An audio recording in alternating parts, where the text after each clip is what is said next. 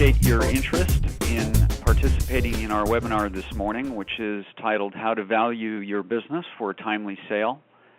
My headline was actually a lot more beautiful than the yellow headline there, but for some reason when I opened the PowerPoint through our system, it didn't show the headline. So there are always little technical glitches here. I'd like to announce just a couple of things. First of all, this session is being recorded, so everyone knows.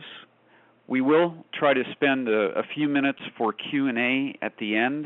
If you have any questions along the way, please use your Q&A panel to ask questions, and we'll get to those as we get to the end of the webinar here. So let's begin. We wanted to, for those of you who are new to Navocate, we wanted to just give you a quick introduction. We pride ourselves in client leadership with emerging companies. We provide business sales and acquisitions services for emerging companies with revenues up to about $25 million.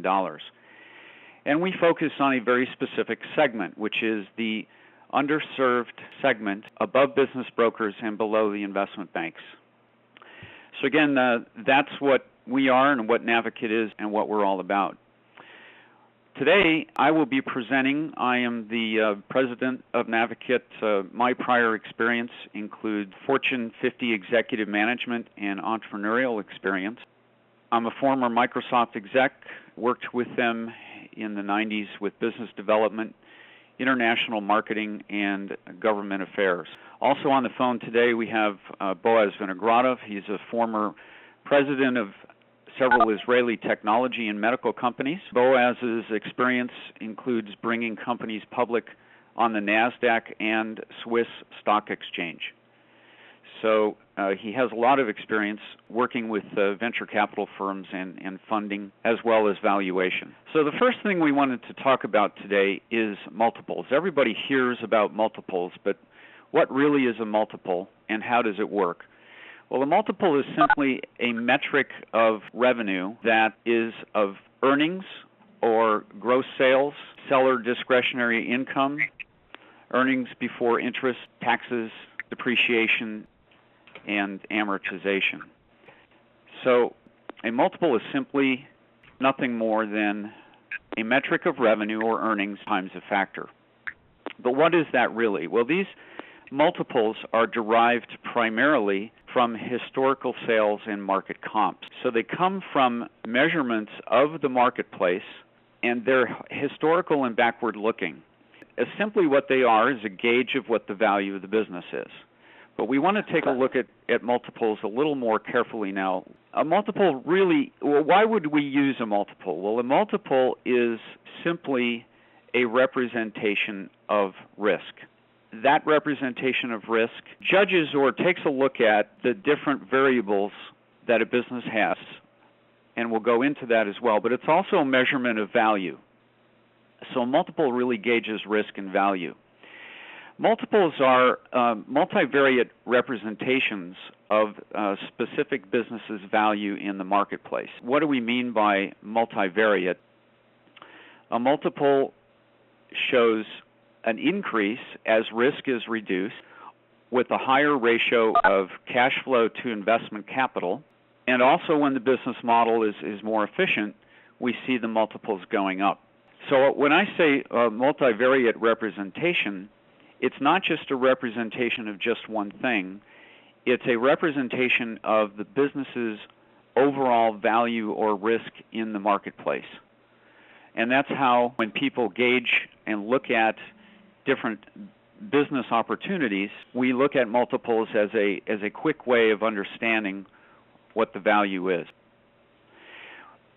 Another interesting thing about multiples is that they can be used algebraically. So most multiples are a product. Well, what does that mean? When you look at the business metrics and you get a multiple of 4x or 3x, that's a product that has been calculated by looking at how businesses have sold in this particular sector historically. But multiples can also be used as variables. What we mean by that is that changing the multiple allows you to solve for contrasting investor returns to analyze different value ranges.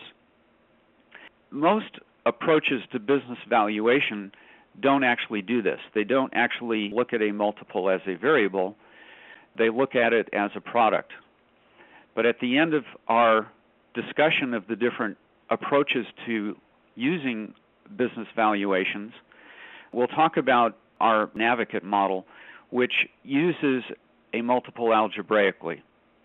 But right now, let's talk about business valuation strategy. We're going to discuss 4 approaches to business valuation, and those are accredited appraisers, and secondly, business intermediaries. Third is a new category that has developed, which is do it online. And then the fourth, and probably most popular for business owners, is the do-it-yourself approach. So let's take a look at accredited appraiser valuations and some of the advantages and disadvantages of that approach. First of all, with an accredited appraiser valuation, what are you getting primarily? You're getting a certification. And there are lots of different certifications out there. Here are some of them, and their abbreviations: Accredited Business Valuation Specialist, American Society of Appraisers, Accredited Member, which is an AM, CBA, Certified Business Appraiser, or CVA, Certified Valuation Analyst. So the point obviously behind these is that these people have spent some time in training to understand valuations and be able to do it in a formal way. So some of the advantages of accredited appraiser valuation is that they use multiple valuation methods. So they're going to be looking at a very wide range of tools and analytics to come up with a valuation for your business. At the end of that, they're going to weight those based on their own judgment. So some of those that they're going to look at, some of the more common ones are looking at market comparables, for example. What businesses have sold in the marketplace? Where have they sold? How are they the same or different from your business? They'll look at the industry size, and then, of course, they'll look at the multiple historically for that industry. They'll calculate return on investment or the internal rate of return. They might look at book value, price to seller, discretionary earnings ratio, invested capital sales ratio. These are just some of the things they look at, but there's a host of others as well, as we've shown here on the right side of the screen. So there are perhaps hundreds of different approaches that an accredited appraiser will use to value your business. One thing that's important to note is that all of these methods are backward-looking. In other words, they all look at historical comps in the marketplace. How have businesses sold that are comparable to yours? Then develop an analysis of the financials, and as I mentioned a few minutes ago, then weight those financials to come out with a single number that they estimate to be the value of your business. So it's a very organized approach, a very analytical approach, and it uses multiple valuation methods. Another advantage of an accredited appraiser is that you're going to get significant documentation. That documentation might range from 50 to 100 pages or more, depending on the size and complexity. So you're going to get a lot of detail. You're going to get substantiation and validation of the analysis that was done, and it's going to provide a lot of support for the assumptions and the final decision that they arrive at.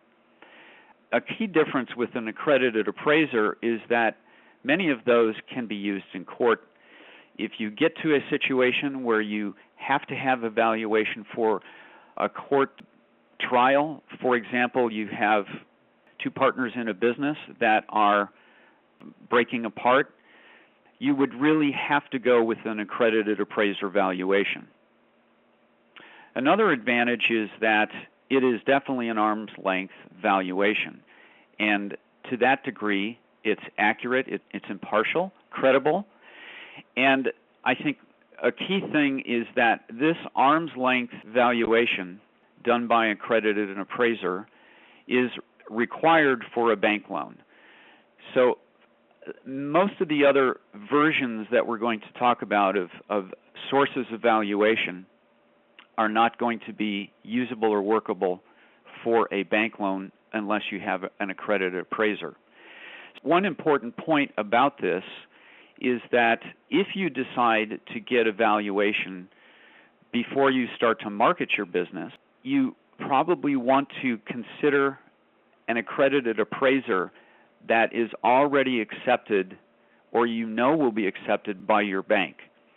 If you're working with an intermediary and you have someone in mind who can finance the deal, one or more banks, you probably want to get out in front of that and talk to the bank and ask them which appraisers they would recommend or use, and then use one of those appraisers. If you don't get in front of it that way, one of the risks could be here that you end up getting a valuation done by an accredited appraiser, but then it's not accepted for the bank. So that's something to keep in mind that we've learned experientially as we have worked with many businesses in getting these valuations done. Let's talk about some of the disadvantages of an accredited appraiser valuation. Well, one of them certainly is time. It's probably going to take 6 to 8 weeks, perhaps more, depending on the complexity of the business, to have this valuation done. So this is not a quick turn when you're working with an accredited appraiser. Another disadvantage is cost. The cost of this approach can range from $5,000 to $10,000 or perhaps even more. So cost is definitely an issue. On the other side, if you need to have an accredited appraisal for your loan, then that's something that you just have to bite the bullet and do anyway. So these are things to think about as you're thinking about working with this type of valuation approach. Another disadvantage is it may be overkill for you. You have to think through, when you're doing a valuation, what is the purpose of the valuation?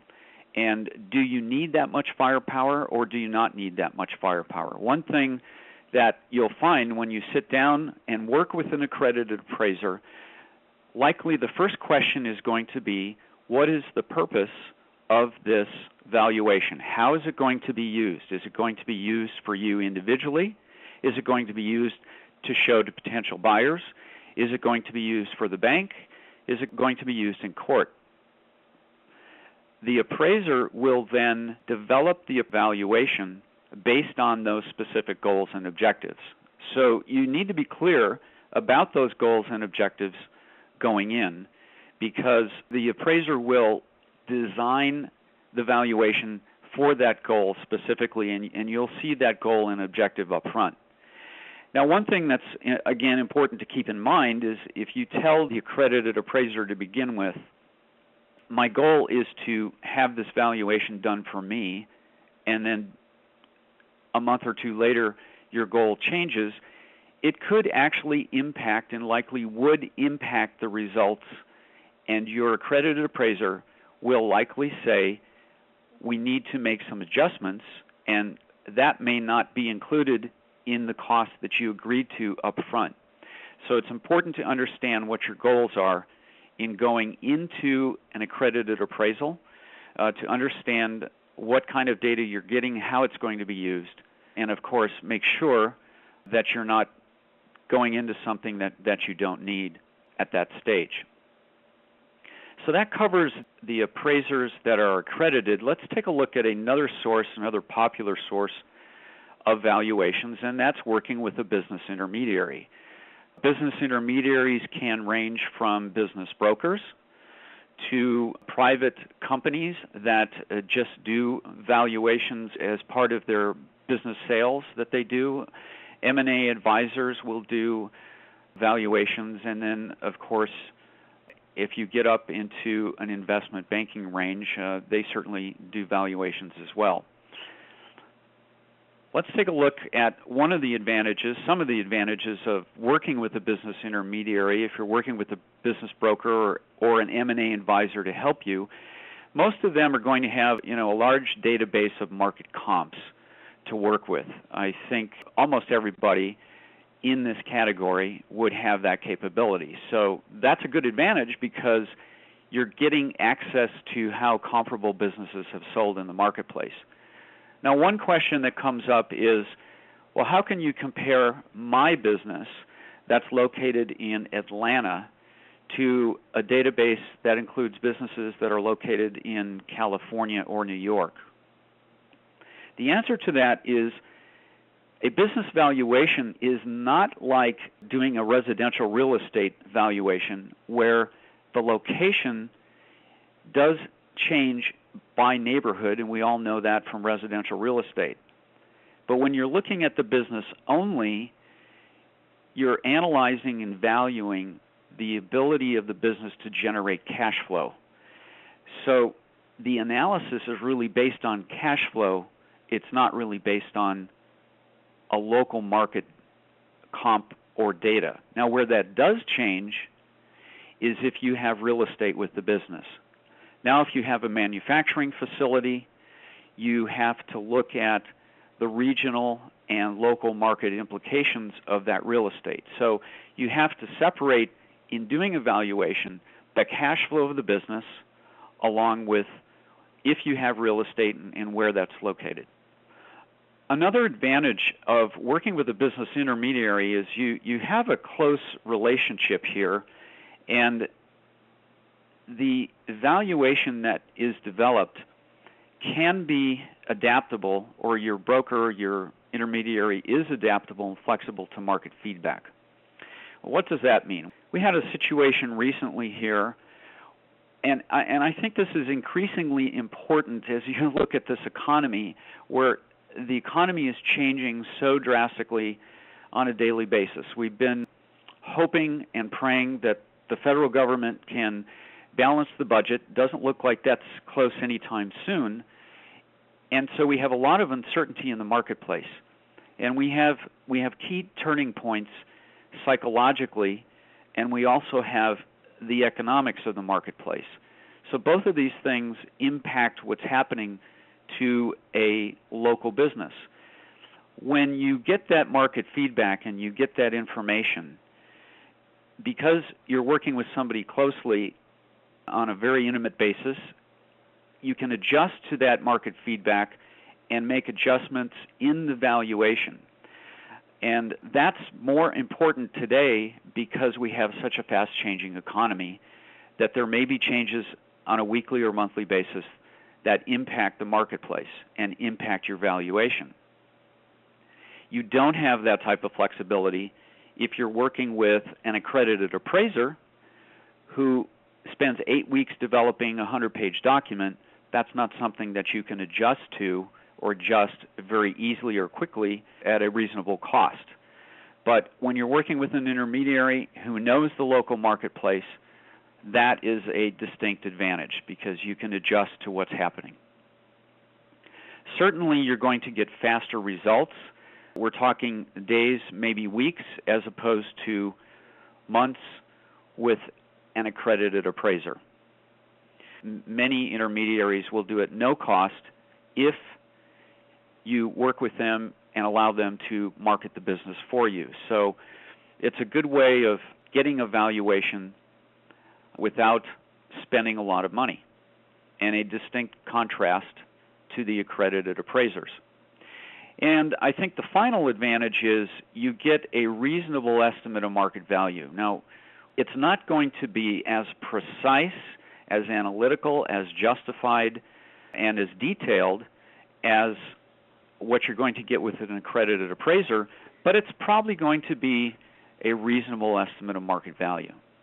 Some of the disadvantages are you can get significant variability in the math between different brokers or intermediaries. So, for example, I know of some people that really do sit down with a pencil and a pad and they develop your valuation that way. Others will have computer models that they can use. And so if you're working with an intermediary and that person is developing a valuation for you, it's very important to ask the question, how do you do this? What models do you use? How do you approach it? What's the process? ask them as much detail as you can about their approach to your valuation. Another disadvantage, because of the variability that we just talked about, is there's a likelihood for inconsistency in the results. So if you work with several different business brokers or intermediaries and you get a range of valuations back, they're all going to be valuations, but they're all going to look probably a little bit differently. So again, this goes back to the question, how are you doing the valuation? What kind of model are you using? And how are you approaching this? Another disadvantage is the arm's length transaction may not be there. And why is that? If you're working with an intermediary, there may be an incentive for him or her to give you a price that he or she might think you want to hear. I'm not suggesting that everybody does that, but I'm simply saying there is not an arm's length transaction when you're working with someone who has a vested interest if you decide to have them represent your business. So that's definitely something to be considered as you think about this approach for valuation. Let's take a look at a new category that has just recently started to come up here, and that's online valuations. There are lots of them out there. We're not going to list them today, but you could Google online business valuation and see what comes up. Some of the advantages that they talk about are a fraction of the cost. So this really is positioned between the certified business intermediary and a business broker. It's still going to cost you money, but it's not going to cost as much. So what are we talking about? It's probably less than $1,000. Another advantage is you're going to get it faster than an accredited appraiser, probably in weeks as opposed to months. You are going to get documentation, but the documentation is going to be more limited than an accredited appraiser. You're going to be able to shop a menu of different types of appraisals from low, medium, and high. And so at the low end, you may get a 10 to 12-page report. At the high end, you may get a 30-page report or a 50-page report. So you are going to get some documentation, but it's going to be a little bit more limited, but probably more than what you might get from working with a business intermediary. Another advantage is it is an arm's length valuation. So if you're looking for a valuation for your business for yourself and you want to get away from it and you want to find something that's impartial and reasonably accurate, this is probably a good way to go. What's unknown here is the certification issues. Some of these sites advertise the fact that they have certified appraisers doing the valuation. Some may not. Some may just be more formulaic. So this is a big question, and you're not necessarily going to know the answer to who's doing your valuation. Now, some of these sites say that we'll give you a call and we'll talk to you so you can ask then, do you have accreditations, how long have you been doing this, etc. Then again, the person who you talk to on the phone may not be the same person who's doing the valuation for you. That could be done by an analyst. That could be done potentially outsourced overseas. So these are questions to ask. Who's doing the valuation, and are you going to be doing it yourself, and how long have you been doing that, and what is your expertise? Some of the disadvantages of the online section are it's obviously more impersonal than anything else we've spoken about so far. Starting with fill out the web form and upload your financial statements. So you can fill out the form online and upload your financial statements. Then your valuation will be delivered to you FedEx. So it's not a close relationship that you have with someone who you can have an ongoing dialogue with. It's more like a starting conversation and you get the answer in the mail. Another disadvantage is it's going to be relatively formulaic. At a cost of $400 to $600 per valuation, this is a model designed to crank them out fairly quickly. So you're not going to get the interaction and the detail that you would with some of the former versions. Another disadvantage is it going to be recognized and accepted by the bank? a lot of these online sites will talk about the fact that you can use our valuation for working with a financial institution. And I'm going to tell you that online valuation is probably not going to be accepted by most financial institutions, if any. And the reason for that is the financial institutions are looking much more closely today at the value of the business and the real estate. Why is that? Because they all got stung over the last 3 to 5 years. So they're not going to accept just any valuation, and likely they're not going to accept an online valuation, something to be very careful of. Finally, we have the do-it-yourself valuation. And that's probably the most popular because the biggest advantage is there's no cost. You don't have to write that check to anybody, and that's a nice thing. You can save a lot of money.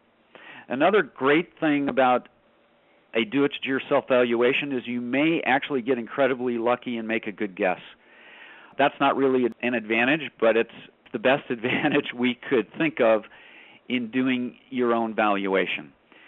There are more disadvantages in doing your own than there are advantages. First of all, you're not going to have access to the market comps. And so your data is likely going to be based on hearsay. Stan sold his business, he's in my industry, he got X and my business is better than his, so I should get X plus Y. That's how a lot of business owners look at it in the back of their minds and how they think about developing their own valuation. Without that database, it's going to be very limited in terms of what you come up with and its accuracy in the marketplace. Another disadvantage is a business owner does not have valuation experience per se. So who are doing business valuations are doing them on a daily basis, and as a result of that, it's like practicing a piano. You have information that you learn and work with. As a result of that, you learn from every valuation that you do. That really helps when you're doing a valuation, and it obviously works to your disadvantages when you're doing it for the first time. You're unlikely as a business owner running your own business to produce your own documentation, which means it's not going to be accepted certainly by anybody else. There's going to be a little substantiation there because you don't have the time. It's not that you don't have the ability. And it's definitely not an arm's length transaction. The do-it-yourself valuation might be a starting point for you to kind of guess what you think your business is worth, but it's probably not going to be very accurate. And what we find in the marketplace when people come to us with their own valuation is that the price is either wildly too high or way too low. And it seems to be one of these two extremes and not in the middle. We haven't analyzed exactly why that is, but certainly we know why people get to a real high price, but they also can significantly underestimate what the value of their business is, again, by not being in the marketplace. What happens then if your price is too high or too low, you start to make decisions that are based on bad information, and that then clouds or corrupts your decision making as you start to go down this road of either marketing the business yourself or starting to talk to other people, hey, I'm thinking about selling my business. So you get off on a bad foot and you start to make bad decisions. Clearly, your valuation is not going to be financeable or something you could take to a bank and say, here's what I think my business is worth. They are not going to use that information. So the consequences of this do-it-yourself valuation is you're going to end up wasting your own time, and you're going to start wasting your own money, and you're not going to attract qualified buyers. And as a result of that, the business is likely either going to sell really fast because you're offering it for a bargain on the marketplace, or it's more likely because it's too high, it's going to sit there forever. And when it sits and sits and sits, the business gets a stigma to it. So the results, we wanted to give you some real-world results here of some do-it-yourself valuations that are interesting and sobering. And we'll start at the low end here with a case history number 1. Local Florida service business has been trying to market his business for sale for 3 years. His valuation is on the high side, where he just doesn't have any comps for it, and his decision is, this is what I want for the business. I'm not going to sell it for less. Consequently, the business has sat for 3 years and is likely to sit for 3 years more. The problem with this approach in trying it yourself is that now if this person gets serious and decides that they want to take it to another intermediary or business broker to sell it, now this business has a stigma. It's going to be very, very difficult to overcome that. So that's kind of a mild example of what can happen with the do-it-yourself valuation. The not mild example is case history number 2, called 3 Northern Business Owners Buy a Business in Miami. It sounds like a joke when you walk into a bar. Unfortunately, it's not. These are 3 business owners. They have their own different businesses, one on the East Coast, one in the Midwest, one on the West Coast, looking to expand their businesses by doing an acquisition for the same business that they all own in Miami. Well, what happens when you run a service type of business in the north and now you look at buying the same type of business in Miami?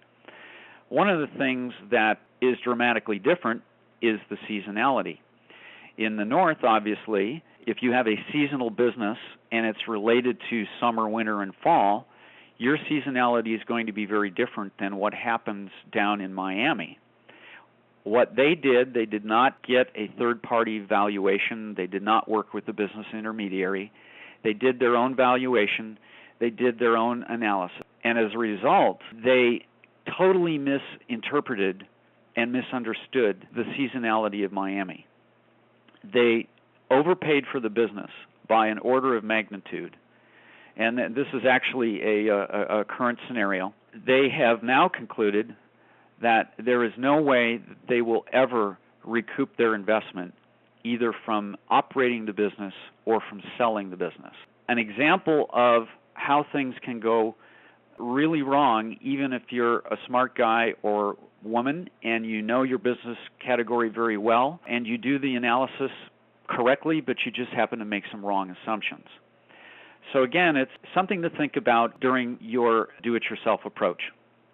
So now we've just got a couple of slides here before we entertain some questions. These 3 slides talk about what can you do to improve your business valuation, no matter what approach you take over the past 4 that we've looked at. Well, the first thing we want to have you do is you absolutely need to have 3 years of financials. And these financials need to be good financials.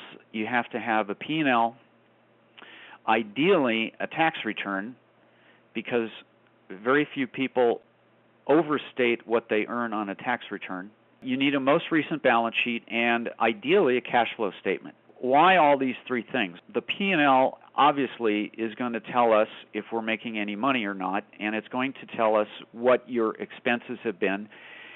And there obviously are 2 sides to a P&L statement. The first one is the viability of the business in its category and in its sector. Is it making money? How does it compare with the competition? But the other big side of it is the cost side, because when we look at entrepreneurially owned businesses, we see a lot of costs that are below the line costs. Everyone knows how to adjust for that as an add back or a recast of your financial statement. But these are important things to look at and understand, because it's completely fair for a business owner to allocate some things to private use where it's coming out of the business. That might be telephone, or it might be vehicle use, or some travel, or whatever it is. But we have to know about those things, and the only way we're going to know about those things is if we have a P&L statement. The next thing we need to look at is a balance sheet. Well, why do we look at the balance sheet? The balance sheet is probably maybe even more important than the P&L statement, because you can have a good P&L statement and it could look terrific, But if you don't look at the balance sheet, you're going to end up with surprises. Well, why is that? First of all, what we want to look at is what is the equity in the business, but more importantly, what is the debt in the business? We need to know when the business is sold, if you have $1 million in debt, we need to understand that when it comes time to cashing out, because in doing the analysis, we've got to know if this is a real number that can be paid or not. So that's one reason to look at a balance sheet. But there's another reason to look at a balance sheet as well, and this is an issue we find from experience that a lot of business owners just don't understand, or they miss it. When somebody takes a distribution, if you take a distribution, where does that distribution come off of? It comes off of the balance sheet. So we find we have business owners that come to us and they say, you know, my P&L is great, I'm making a lot of money, I'm taking $150,000 out of this business.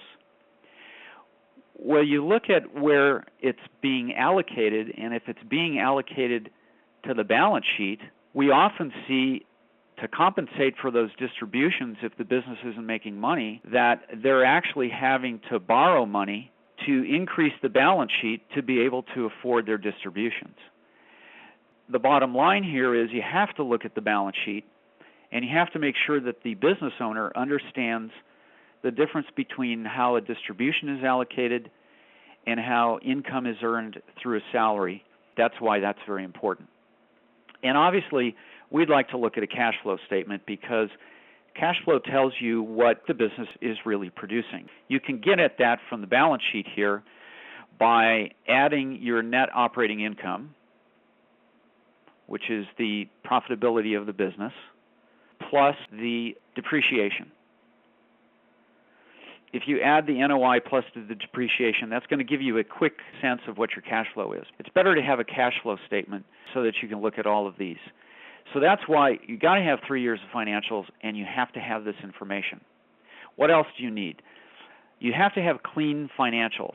We don't want a book full of receipts. We're not going to be able to help you sell your business, or you're not going to be able to sell your business, period, unless you have those clean financials. Ideally, no slush funds with a separate budget. I read an article about Italian businesses a while ago. They actually have 3 sets of books, one for the government, one for the family, and one for the banks. Difficult to sell your business with multiple sets of books. This is a very interesting point because a lot of business owners just say, hey, I'm not going to do financials because I'm not going to make that much money that way if I report everything. And that is an approach that people take to running a business. But when it comes time to selling the business, if you don't have those financials, it is going to be really difficult for you to sell that business because nobody's going to believe you when you show them the numbers. Be great to have a business plan, show that you're organized, where have you been, where are you now, where you're going. That's definitely an asset of the company. As well, a marketing plan. What else can you do to improve your business valuation? You do want to disclose any current litigation or pending lawsuits. That obviously impacts the value of the business. And if you have intellectual property, it's really good to provide proof of that intellectual property. Do you have patents? Do you have trademarks? Are they registered with the USPTO, the U.S. Patent and Trademark Office? Copyright is a notification of intellectual property, but it is not as strong as a patent or a trademark. Do be very responsive if you're working with an intermediary. I think the biggest barrier to a deal anywhere, no matter who's doing it, the absolute biggest barrier to a deal is time. The longer it takes to respond, to provide information to a prospect or a buyer, the higher the probability that the deal is going to go south if it's taking 5 months as opposed to 2 months or 2.5 months. So responsiveness is ultra important. What not to do: don't make any last-minute capital investments when you're selling your business. That's going to throw everything off, the balance sheet and the P&L statement. Don't try to launch any new products when you're thinking about marketing your business. What you can do if you're thinking about that is hold it back and have a discussion with the new buyer prospect to see if that's something that he or she wants to do, but don't invest the capital before. Don't start to spend a significant portion of your budget on R&D. In other words, you want to keep things stable. You don't want to say to yourself, I'm selling my business, I got this great idea, if I launch this product, my revenue is going to go up exponentially by a factor of X. Well, how does a product launch work? Works that way. And it takes, in any major market, 2 to 3 years to get to break even if you have a sizable product. Don't tell me what I want to hear, and me could be whoever you're talking to, whether it's a business prospect, whether it's a business intermediary. Don't pitch the pitch without substantiation. And please don't hide anything. This is called a lawsuit. When you sell a business and you hide something and it comes out later, it's going to be very expensive for everybody, particularly you. So here's what you want to demonstrate. You want to demonstrate that you have some stability. You have a management team. You have a hierarchy where you have been able to delegate responsibility. You're not a sole entrepreneur that does everything that yourself. You want to show process, systems, and procedure. You'd like to be able to show some structure, some organization, et cetera, et cetera. You do not want to be a business that walks out the door with the owner, and that's what we see a lot of entrepreneurs. Only I can do it. Only I can do it. And you can't sell a business that way. By the way, I've started to get some questions in. Feel free to type your Q&A questions, and we'll get to those in just about 3 slides here. I think we've covered everything today. One thing that we wanted to do is give you a quick pitch about Navocate. We've created our own proprietary valuation model. It's based on historical comps. But the key difference with our model is that it's future-looking, because what we actually do is we build the deal structure, we model the deal structure. Why do we do that? We're really trying to get to the issue of debt service, because once we know the debt service, then we can figure out the future cash flow, and only then is it going to tell us whether the business is going to be profitable for a new buyer or not. And our model really balances 3 things. It balances the seller need for maximum price with the buyer's need for the highest return on investment relative to the deal structure and the debt service, which is going to dictate what happens down on both of these sides. So we have reviewed the 4 approaches to business valuation: accredited appraisers, business intermediaries, do it online, and do it yourself. So now, if you have any questions, please type them into the Q&A section of your window. The first question we have is, would you explain what you mean about the value of copyrights? Copyrights simply serve as a notice that this is a unique work. A patent is intellectual property, and the patent is going to have economic value. A trademark, or a registered trademark, for example, is intellectual property that has economic value that contributes to the company's balance sheet. A copyright is simply a notice of a unique work. So it doesn't have the same economic value. Since it's only a notice, it's not a registration. I've got another question here. Have you ever heard of an informal opinion of value? I recently received a business valuation with this title and was wondering if the term is used in the industry. The reason for this phrase is that it's coming from someone who is not an accredited appraiser. What that means is it's an estimate of market value, and it's a hedge for them legally, because what they're providing you is an opinion. It's probably coming from here, and it's not something that is as formal as this that can be used in court. So it's a hedge for the person or company that is providing that to you. It's just a legal hedge that says this is not a definitive valuation of your business. It's simply an opinion of market value. Carolyn is saying that a copyright is intellectual property that Disney owns copyrights. And Carolyn, I'm going to unmute you. Why don't you go ahead and talk about that? Can you hear me, Carolyn? Hi, yes, I can hear you. Great. What you're speaking about in terms of copyright is, of course, the registration that people file with the Copyright Office, and it's basically just a piece of paper. But copyright is still a bundle of rights that people have in a work that they've created and published. If you're in media, Disney has copyrights, book publishers have copyrights, media companies have copyrights, and they can be defended in court. You can sue for infringement. It tends to be very expensive, of course, but it has value. Have you worked with media companies? How do you value that bundle of rights? Right, that's a good point, and I guess when I gave my opinion, I'm certainly not an attorney, and it sounds like you are, that when we're looking at selling a company and looking at the intellectual property, would you agree with me that a copyright isn't as strong an intellectual property as a trademark or a patent because it does expire over time?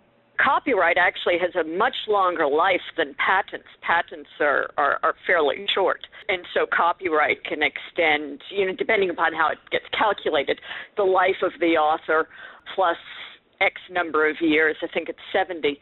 They're very long lasting, and they come as a bundle of rights. You can sell off the right to make a movie. You can sell off the right to make an audio recording.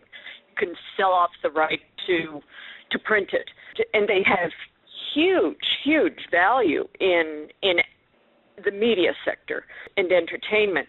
It is fairly nebulous value unless you have licensed these rights. There's some sort of stream of royalties that are being paid and so on. Do you bring an expert in that sort of valuation to consult with you, or how would you get to that value? That's a good question, and I think business... And the expert wouldn't be a lawyer. I mean, it would have to be someone who has the financial background in media and so on.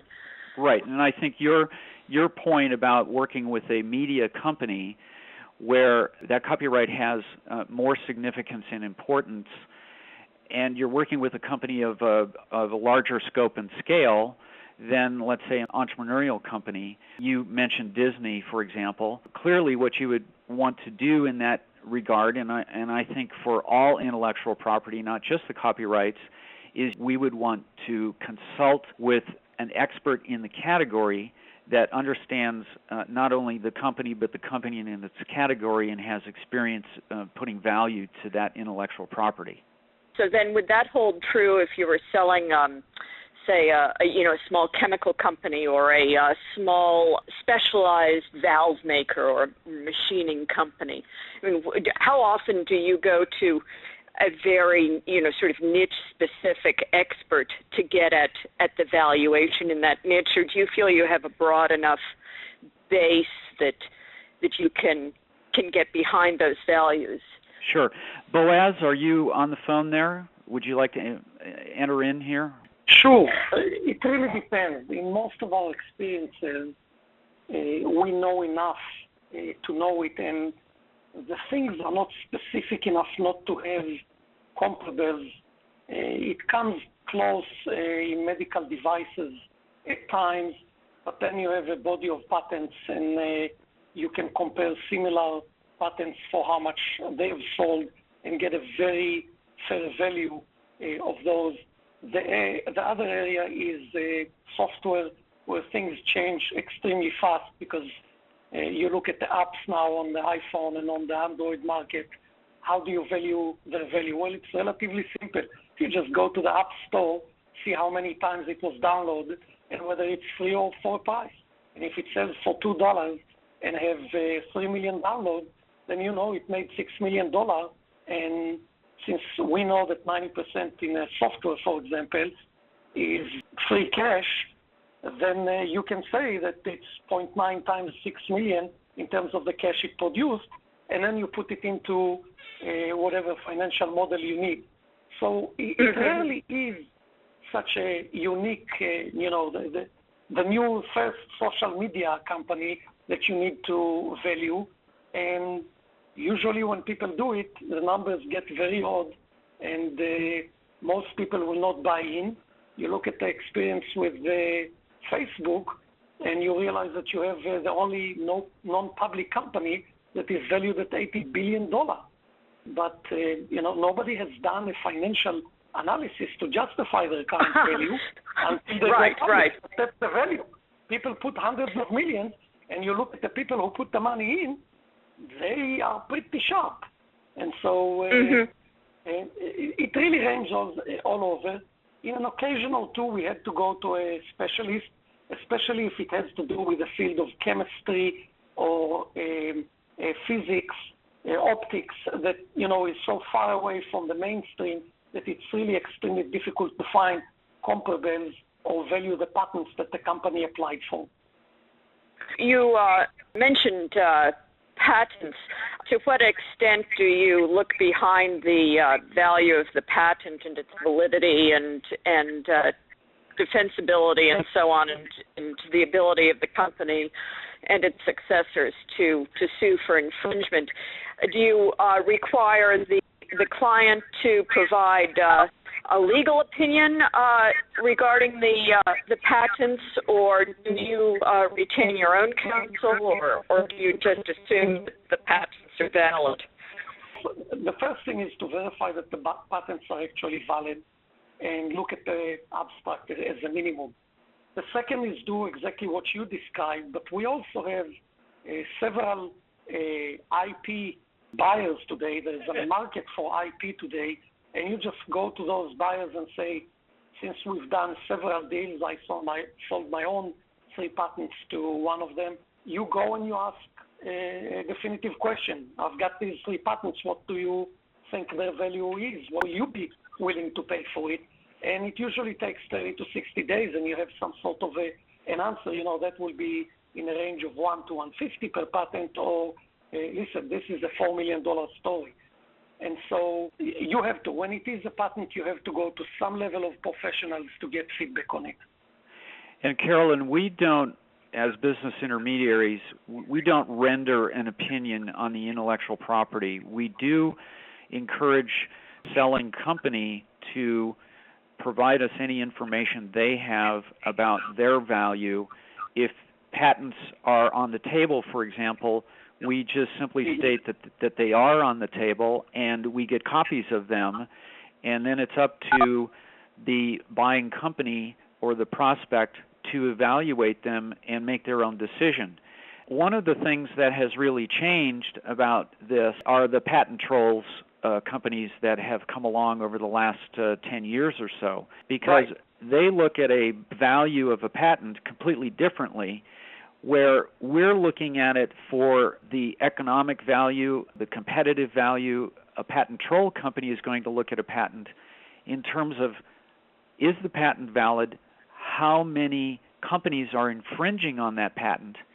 And they look at that as a legal business model, not as a capital, profit business model in terms of selling a business. Are you concerned about the American Inventors Act and its effect on your values? Well, talk about that. It makes this whole system much more complex, and it really bureaucratizes a lot of the patent process. One of the key changes, probably the key change, is that we've always followed in this country our own concept of the first inventor to file, or the first inventor gets the patent. In this new form, the concept will be first to file, so that there will be a race to file patents, even when you may not really have anything patentable, because it's a race to the USPTO.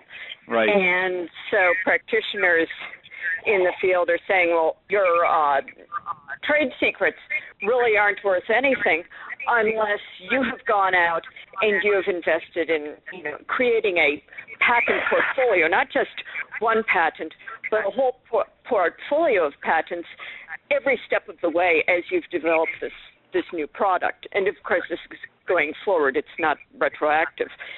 though there are some aspects of the Act that are retroactive in effect, which affect validity of existing patents. And it's going to take a while as these two patent systems coexist contemporaneously as the existing patents gradually expire and so on. Venture capitalists and angel investors and universities, anyone who doesn't have a really deep pocket for patents is pretty concerned about what the effect is going to be on valuations and on simply the ability to go out and protect what you're developing. This is my personal opinion. I think that every market as it grows develops. And if markets are going to become sophisticated, they require that there will be a level of knowledge that everybody shares. Same as you have the stock price listed back in the day every day on a newspaper, and today you can see within 5 minutes if you just go to Yahoo or any other website that reports it. The unfair part that I think drove this law to existence is the fact that when you apply for a patent, somebody comes and say, hey, I've got it 5 years ago, here's the notebook of my scientist that wrote it down. And now you invest in a patent application, which costs money. If you have a lawyer that prepares it, it costs even more. And you apply, and somebody cuts you off 2 years later. The other concern that is fair, in order to, again, show how sophisticated market requires information to be set forward is, since patents are good for a given number of years, 17, 19, whatever, people find smart ways to extend the life of them. First, if you are inventing something completely new, you don't want anybody to know about it, and therefore you keep it silent because you know that once somebody else applies, you come back, you have an earlier invention date, and you wipe them off. This way you extend the life of your intellectual property. With the world doubling the level of knowledge we have approximately every 2 or 3 years, depending on who you listen to, that becomes obsolete. And so you want the publishing of this information about new innovation to be made earlier at the price of you can't keep it hidden until somebody else starts the process, because it's unfair. People need to know what's happening even in the innovation space. Do you see it doing anything to the market now? It's going to raise the cost of doing business all across the board. It's going to raise the cost of filing, substantiating, and protecting intellectual property. And when it comes to transferring that intellectual property, whether it's inside or outside of a corporate entity sale, those costs are going to go up as well. And then we're going to have more lawsuits. That's my opinion. And Carolyn, you gave me some good information. I learn every day, and I appreciate your feedback on that. Appreciate the dialogue that we had about intellectual property. If we can help clarify anything, or if you would like to talk to us subsequently, please feel free to do that. Oh, well, thank you. I always have people who, are interested in getting valuations or in selling businesses. And the presentation was excellent. We did have one other question here, and the question is, will the slides be available for downloading? What we will do is post this video to our website. We have a download area on our website that's called a download library. This is our website. This is our download library. And so if you just click on this, you can do a search for lots of videos and documents that we have available. Thank you all for participating. We appreciate your interest in this topic and your attention. You can check our website for future announcements about future webinars that we'll be doing. Thank you very much, and have a great day.